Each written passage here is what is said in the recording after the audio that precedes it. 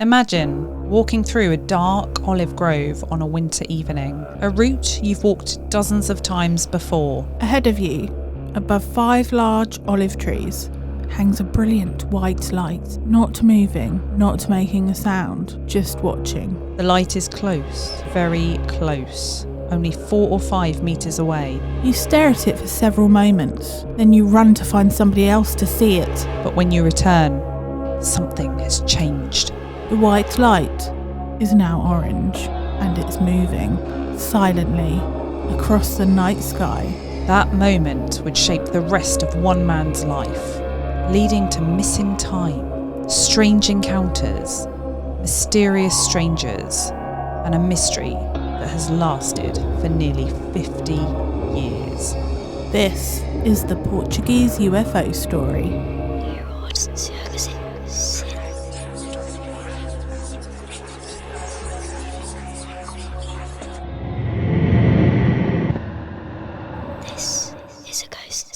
Hello and welcome back to This is a Ghost Story. I'm Kathryn. And I'm Alison. And I'm producer Andrew. How are we both doing this week? Yeah, good thanks. Melting a bit, but okay. Yes, absolutely. Everybody melting. Boiling. The UK, it just doesn't cope with the heat very well. Very muggy. No, I mean, it's constant at the minute. What's going on? Well, we know what it is. It's global warming, but why? It's just not nice. No. Still freaked out from last week's story. Leighton and the Crime and Paranormal team. Oh my gosh. Just that photograph. Not nice. No. And who wants to hear their name repeated and repeated? No, not Paul. Pack my bags and off I go. Yeah, that is quite specific as well, isn't it? Paul. It's not as if it's just like Did someone say Paul? Yes, I think it said Paul. It's not like one thing you think, it could be something else, but it was trying to lure him over there to bloom and drop that light on him. I do not like that at all. No. I would say as well, if you haven't heard that story already, I would definitely go back to last week's episode, the Rivington Chapel story. Yeah, definitely. Thank you to Leighton and the Crime and Paranormal team for that. Don't forget they have a documentary, investigative documentary on that as well, where they look at the tea rooms and that as well, the chapel. So yeah, do check that out. But it's starting to become a bit of a regular thing now, isn't it? Where we're all going to the bed with the hallway light on. Absolutely. The hallway, the bedroom, the bathroom. All the lights. And we had This is a Ghost Story cinema night on Saturday, didn't we? We sure did. It was fun. Yeah, we don't go to the cinema too much these days. Well, actually, we've been a couple of times in recent weeks, but we haven't been in like a year. And what did we go and see, Kathryn? We went to see the final Jackass movie. Oh, yeah. Best and last. Not quite a horror film. Oh, no.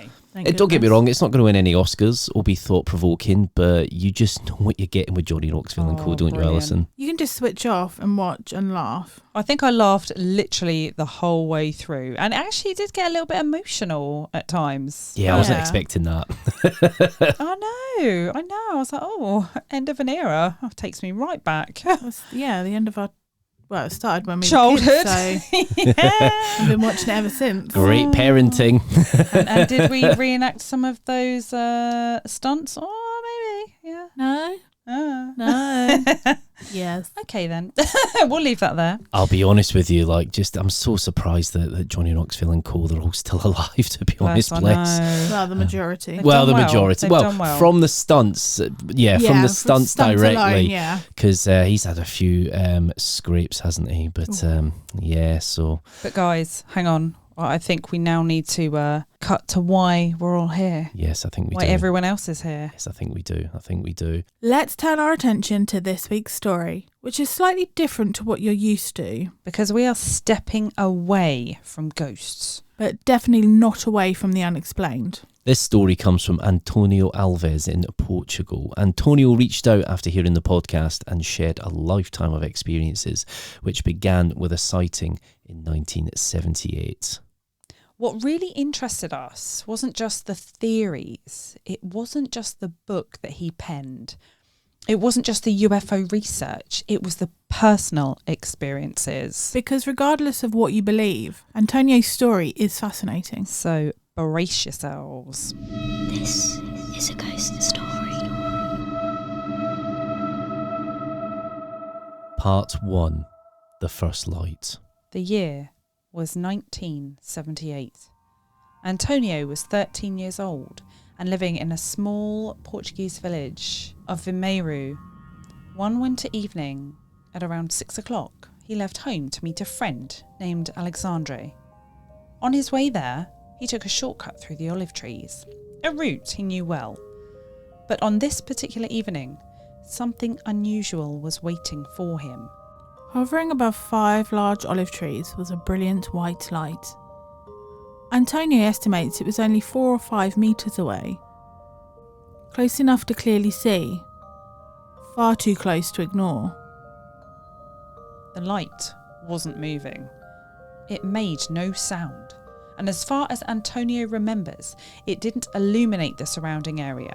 It simply hovered there, silent, still, watching. Antonio ran to find Alexandre, but his friend wasn't home, so he headed to the local club where they were due to meet. When he finally found him, he convinced him to come back and look. By the time Alexandre saw it, the light had changed. The brilliant white glow was now orange, and it was moving, slowly, silently, across the sky. The two boys watched it until it vanished beyond the horizon. Antonio says he never told adults, because at that time in rural Portugal, children were often dismissed. If a child claimed to have seen something extraordinary, people assumed they were mistaken or making it up. Part 2. The Vibrations. Only days after the sighting, strange things began happening. Antonio describes episodes where he would wake during the night unable to move. Intense vibrations travelled through his body. He couldn't scream, he couldn't call for help, couldn't move. The experiences happened repeatedly, so often that his parents eventually placed a small sofa in their bedroom, because whenever the sensation stopped, Antonio would run into their room, terrified. Then, after several years, they stopped and never returned. Part 3. The Cigar in the Sky. 2 years later came another experience, this time with a witness, his father. It was June 1980. Antonio was at home when dogs throughout the area suddenly began barking. Then, silence. Not just their dogs, neighbouring dogs, other animals. The unusual sounds of rural life disappeared. Looking up, Antonio saw a huge orange cigar-shaped object moving slowly through the sky. He called his father outside. Together, they watched for somewhere between 5 and 10 minutes. Using binoculars, Antonio claims they could make out darker square sections on the object, almost like openings or windows. His father didn't think it was extraterrestrial. In fact, he always believed it was probably advanced American or Russian technology. But one thing they both agreed on: it wasn't normal. And as soon as the object disappeared, the animals began making noise again, as though life had suddenly resumed. Part 4. The Men in Black. Several years later, Antonio was studying at Estremoz Lyceum. Whenever he finished school early, he would hitchhike home to Vimeiro. In rural Portugal, during the 1980s, this was not unusual. People knew each other, people helped each other, and rides home were often accepted without a second thought. One afternoon, Antonio was waiting beside the road with a fellow student when a large black car pulled up beside them. The driver invited them inside. Antonio climbed into the front seat. His friend sat in the back. At first everything seemed normal. Then the driver began asking questions. very unusual questions. The first was, "What do you think about the Bermuda Triangle?" Antonio was surprised. Not because of the topic itself, but because it seemed to come completely out of nowhere. Then came another question. What do you think about the miracle of Fátima? The man began speaking about ancient civilizations, the pyramids, the possibility that humanity's origins might lie beyond Earth, and he recommended several books that Antonio should read. Antonio thought little of it at the time. Just a strange conversation, an unusual lift home. But sometime later, it happened again. Antonio was once again hitchhiking, this time with another friend, and another large black car pulled over. When Antonio looked through the window, he realised something. It was the same driver. The elderly man looked to be around 70 to 75 years old, dressed entirely in black, speaking perfect Portuguese. But by this time, there was somebody else in the car. A younger man, around 23 to 25 years old, military-style haircut, dark suit, white shirt, unusual sunglasses, and according to Antonio's friend, skin so pale it looked almost like wax. The young man never spoke, not once. He never looked at Antonio, never looked at his friend. He simply stared straight ahead throughout the entire journey. As they drove, the older man immediately asked Antonio whether he had read the books he had previously recommended. Antonio admitted that he hadn't. Instead, he had continued researching on his own. The man listened, then replied, "Then keep researching. You're on the right path." When they arrived in Vimeiro, the stranger dropped off Antonio's friend first, then Antonio. Before driving away, he left him with one final sentence. "Good luck. We'll meet again someday." As far as Antonio knows, he never saw either man again. Although years later, after becoming involved in UFO research, he would look back at those encounters very differently. Part 5. Missing Time. March 1986. Antonio was cycling home along the road between Vimeiro and Pavia. A familiar journey, one he had travelled many times before. Earlier that evening, one of his friends had checked the time and mentioned it to him. A small detail, but one that would later become incredibly important. As Antonio cycled, he noticed something ahead. A bright yellow light. It resembled a star, yet it seemed far too bright, far too low, and strangely fixed in one place. Curious, Antonio pedalled towards it.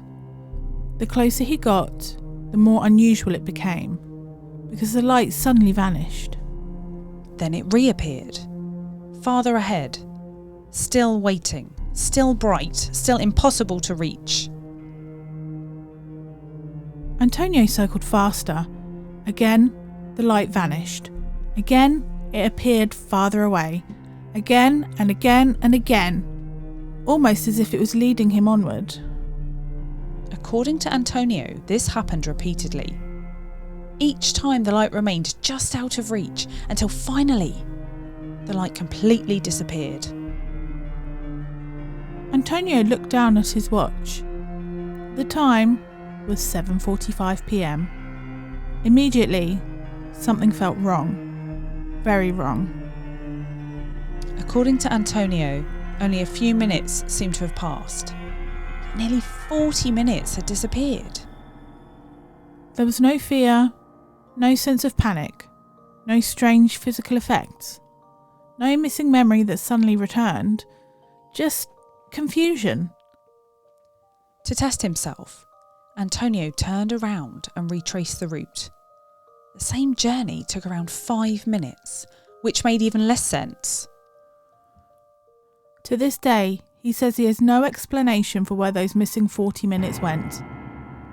What makes the story even more intriguing is that Antonio later experienced another unexplained loss of time in 2018 while travelling with his daughter. A story perhaps for another episode. Part 6. MUFON, America and the book. In 1987, Antonio left Portugal and travelled to North America, eventually settling in Connecticut in the United States. Although he had moved thousands of miles from home, the questions that began in 1978 never left him. In many ways, they only became stronger. While living in America, he discovered MUFON, the Mutual UFO Network, one of the best-known civilian UFO research organisations in the world. For the first time, Antonio found himself surrounded by people who had experienced unusual things themselves. People who openly discussed sightings, abductions, missing time, and unexplained encounters. Antonio attended meetings and spoke with investigators. Experiences that convinced him he wasn't alone in asking these questions. But, even in America, strange encounters continued. One evening, while working in a diner, a man approached him and asked if they could speak after work. Antonio agreed. When his shift ended, the man was gone. Later that same night, there was a knock at his front door. Standing outside was the same man, a stranger who somehow knew where he lived. The man invited Antonio for a private conversation. He claimed to be an IBM engineer. Whether that was true, Antonio never discovered. During the conversation, the man warned him to be careful, to distance himself from the UFO researchers, and to be cautious about the people he was speaking to. Before leaving, the stranger handed Antonio a book about UFOs in Canada, then disappeared from his life forever. Another encounter that Antonio only began to view differently years later. Over the decades, Antonio continued documenting his experiences, his sightings, his research, his questions. Eventually, those writings became a book. Gods or Civilizations from the Stars. A work that Antonio describes not as a destination, but as part of the journey itself. In fact, when we asked Antonio which experience mattered most, he didn't choose the missing time incident, or the mysterious strangers, or even the sighting with his father. He chose the first light, the one above the olive trees, because in his own words, that single event changed the course of his life forever, leading him towards archaeology, astronomy, religion, and research, and eventually the book itself. This is a ghost story. So, what stood out to you both? There is a lot to unpack here. Well, for me, it's got to be the missing time. Missing time, definitely. That always gets under my skin. It's just what has happened? Where has the time gone? Where does it go? You know, time is continual. Where does it go? It doesn't just go, does it? It's scientific facts. Oh well, I guess that's probably the wrong word for it. Scientific fact. It is something that Humans have created, and yeah. It's a gauge that you can't, as we know, bend or get around. So yet. Well, it sounds like there possibly could be some that could, but what stood out to me was actually the first sighting, because Antonio himself says that's the moment that changed everything. See, I'm surprised you didn't say the missing time. That is so X-Files. For me, I feel like that's got to be the one. No, the first light, because after that came the archaeology, the astronomy, the religion, the research, the book, everything starts there. Antonio's life would have been completely different if that incident hadn't have happened back in 1978. I think for me, it's just what happened in that time, you know? The mystery. What on earth happened during that 40 minutes? And whatever did happen has stayed with him for nearly 50 years. Yeah, it's a bit of a strange kind of encounter because he's not just seen something, has he? It's something has almost been stalking him. Ooh. And not just stalking him, but almost coming back, Yeah. like repeated, like serial stalking, almost like It's almost. And they don't all sound the same exactly either, do they? Yeah, and it almost sounds like that they're giving him a message, and he's got to do this research. Now, this all this other kind of stuff we haven't really focused on in this. We kind of want to deal with the things that people have seen, rather than the theories. Now, you can read the theories in his book, which we'll go into in a little bit towards the end. But he's definitely had some encounters that have shaped his life, and whether you believe it was extraterrestrial or not, something happened that first night in 1978 as a young child, which profoundly affected him. Yeah. So, when researching for this episode, as much as I could with this type of case, I found three things particularly interesting. So, obviously, the missing time, as we spoke about, is interesting. It's one of the most commonly reported aspects of UFO encounters worldwide. People often report arriving somewhere much later than expected, with little or no memory of what happened. One of the most famous examples, which I've touched on before, is the 1975 Travis Walton case in Arizona. So, Travis Walton disappeared for 5 days after an alleged UFO encounter and later claimed to have been aboard a craft. And whether you believe that account or not, it helped make the idea of missing time one of the most discussed aspects of UFO research. Obviously, Betty and Barney Hill, one of the first kind of highly publicised, well, I guess it was one of the first abduction stories, really, especially to come out of the Western world back in the 60s. There was missing time in that incident as well. Second, the so-called Men in Black phenomenon. So stories involving mysterious strangers connected to UFO sightings do go back decades. In fact, the Men in Black concept has been a part of UFO folklore since the 1950s. So it hasn't just been since the late 90s with Will Smith in that movie. And typically these stories involve unusual individuals appearing shortly after a sighting. Not always. There's not a lot of accounts where this does happen, but there are some. And sometimes they warn witnesses not to talk. Sometimes they seem to know information they shouldn't. Sometimes they just look a little bit otherworldly as well. They don't quite look fully human or fully right. They sometimes can look a bit strange. Some people can't quite put their finger on what's wrong, but they're not quite who they seem to be. You know, they seem to be people, but they don't quite seem to be. And often, just like Antonio's story, witnesses only realise how strange the encounter was years later.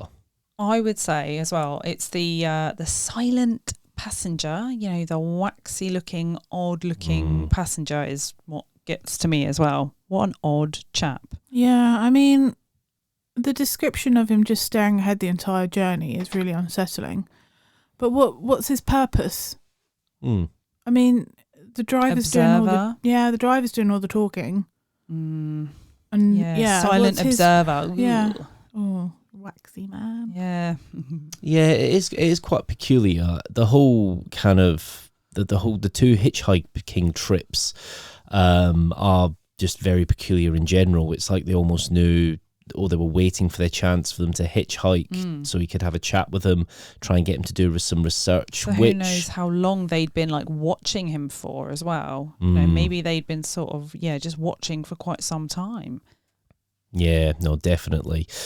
I also found it interesting that Antonio eventually became involved with MUFON, which is the Mutual UFO Network, one of the largest civilian UFO research organisations. For Antonio, joining MUFON seemed to have been important because it introduced him to other people who claimed to have experienced similar things. So, for the first time, he wasn't dealing with it alone.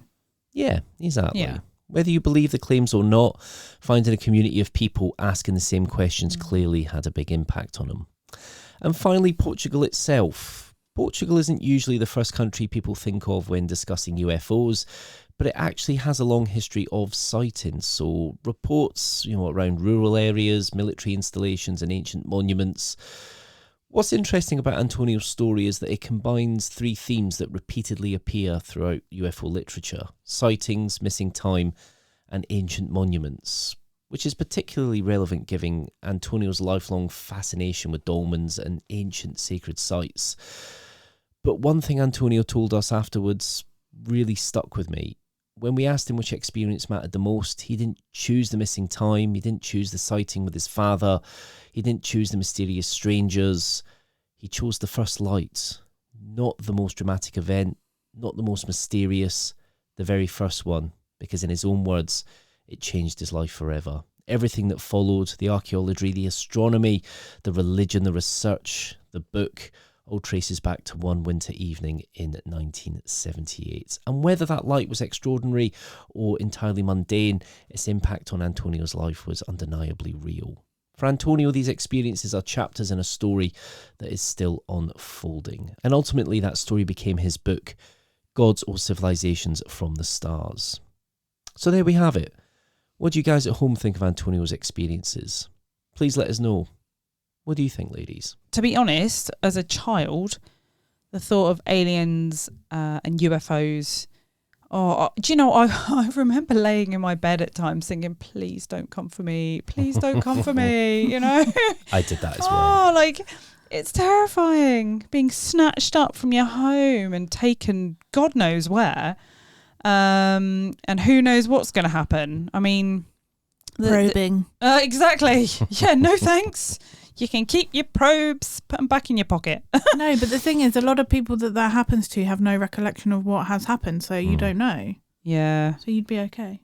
If you don't know, did it happen? Is this like if a tree fell in the woods, would anybody hear noise? it? Yeah. Yeah, that's the one. I can never remember these things properly. No, I think it's would there be somebody around to hear it? Yeah, that's it. You kind of want to say, oh, poor Antonio, you know, those experiences would absolutely mess you up, but actually he's turned it into a massive positive, and that's shaped his life going forward and turned into something so huge. So, you know, when life gives you lemons, people, but yeah, good on him, people. Yeah, no, and then make lemonade. Yeah, no, definitely. Don't throw them at people. I was thinking. don't, unless they're trying to abduct you through your bedroom. Then throw those then lemons. Lob them. Goodbye. That's it. You could start an intergalactic war. You never know. Run. Yeah, that's the thing. And a question I guess I'd like to ask Antonio, which we could do, we could always do a follow-up, is why does he think he was chosen? Because he obviously saw that first light. He went and got his friend who saw it too. Do you think it was just one of those right place, right time, or wrong place, wrong time? Do you know what I mean? Yeah. Do you know where I'm coming from? Was it chosen, or was it coincidence? Yeah. He just happened to be there. Yeah. And see it. Yep. Yeah, no, I guess, because you do hear of cases where, again, Betty and Barney Hill, they had kind of like sightings. They would see UFOs not far from their house years later, which I don't always think happens in every abduction case or every kind of encounter like this. But yeah, you know, there are allegedly that they've chosen him to kind of get a message out, which is all linking to religion and other things. Again, all that stuff is in his book, which you can find on Amazon and other places. Other book selling places are available. But it's been a big impact on Antonio's life. Whether people believe every aspect of that story or not, it's clear the experiences shaped who he became. Yeah, book sounds interesting to me. A huge thank you to António Alves for sharing his experiences with us. And for trusting us to tell a story that has been part of his life for nearly 50 years. If you'd like to learn more, we'll include details of Antonio's book in the episode description. Antonio also sent us an interesting video of what appears to be a UFO outside his house, which was taken, and it is a very good video. We will upload that to our socials for you to see. He did share that with us, and yeah, when you see that video, you're like, wow, that is something I can't really explain in the sky. So yeah, it's definitely interesting. Next time on This Is a Ghost Story, a South London family find themselves at the centre of a mystery that nobody can explain. Strange sightings, unsettling encounters, and a figure that appears when least expected. For years, questions remained unanswered, until a discovery inside the house changes everything. And in a separate story from Houghton Regis, a seemingly innocent Ouija board session takes an unexpected turn. 2 chilling accounts, 1 episode, and plenty of questions. Join us next time for The Southwark Priest and the Ouija Board. Sleep well.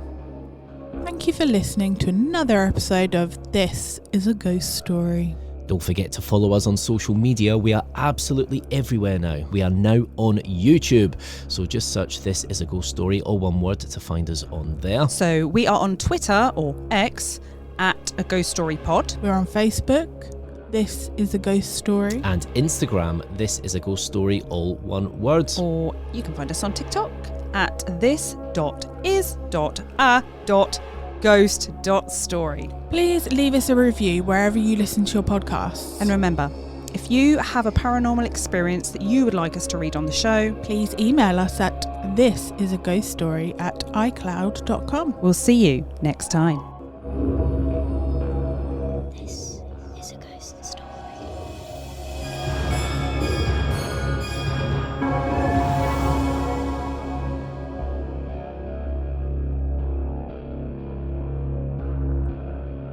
Sweet dreams.